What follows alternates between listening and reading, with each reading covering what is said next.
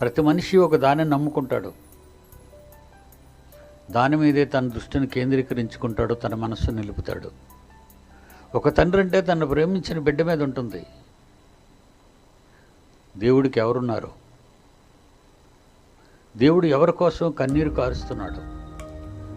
దేవుడు ఎవరి కోసం తన కళ్ళార్పకుండా చూస్తున్నాడు? దేవుడు ఎవరి కోసం పరితపించిపోతున్నాడు అని మనం ఆలోచిస్తే మన కోసమేనా మనందరికీ తెలుసు. మీరు ఇప్పటికి విన్న వాక్యాలన్నిటిని బట్టి, అందరూ ప్రకటించిన వాక్యాలన్నిటిని బట్టి మనమంటే ఆయనకు పిచ్చి, మనమంటే ఆయనకు ప్రేమ, ఎనలేని ప్రేమ. ఒక వారంలో అరపూట కూడా ఇవ్వటం లేదు, పావుపూట ఇస్తున్నారు. అరపూట కూడా ఇవ్వటం లేదు, అందులో సగం ఇస్తున్నావు. పోనీ ఈ సగకాలంలో కూడా నువ్వు విన్నది నీ మనసులో ఉంచుకున్నావా?